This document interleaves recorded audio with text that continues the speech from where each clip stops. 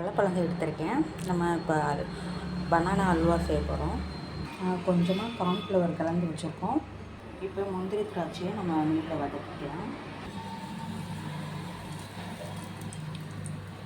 நெய் ஊற்றிக்கலாம்.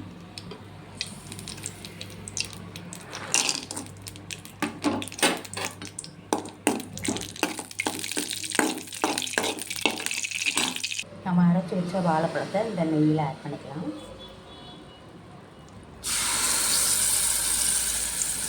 நெய்யில் நல்லா வதங்கிடுச்சு. இப்போ நம்ம கார்ன்ஃப்ளவர் கலந்து வச்சுருந்ததை இதோட ஆட் பண்ணிக்கலாம்.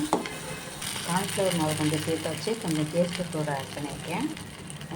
ஸ்வீட்டுக்கு நம்ம நாட்டு சர்க்கரை ஆட் பண்ணிக்கலாம். இப்போ நம்ம சிம்மிலே வச்சு நம்ம கிண்டிக்கலாம்.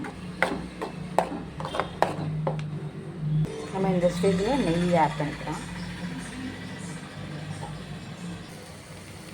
இப்போ இந்த ஸ்டேஜில் நம்ம முந்திரி திராட்சை ஆட் பண்ணிக்கலாம். நல்லா திரண்டு வருது பாருங்கள். ஒரு பிஞ்ச் உப்பு மட்டும் போட்டிருக்கேன்.